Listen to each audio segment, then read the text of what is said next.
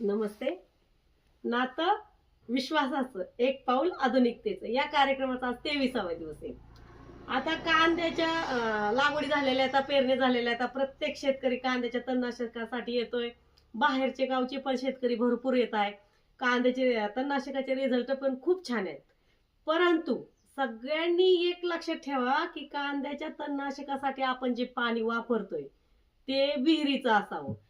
ज्यांचं बोरच्या पाण्यामध्ये क्षारांचं प्रमाण जास्त असतं त्याच्यामुळं तण जळण्यासाठी प्रॉब्लेम येतोय.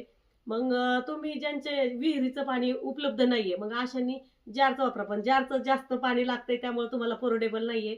मग तुम्ही त्याच्यासाठी डेकोरस म्हणून पाण्याचा पीएच मेंटेन करण्यासाठी डेकोरस असतं. ते पंपाला 10 मिली असं प्रमाण आणि स्वस्त आहे ते. 70-80 रुपयाला भेटून जातं.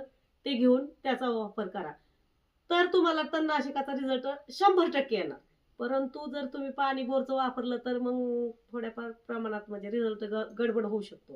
त्यामुळे शक्य तितकं पाणी बोरचं वापरू नका आणि वापरलं तर डेकोरेस वापरा. ओके, धन्यवाद.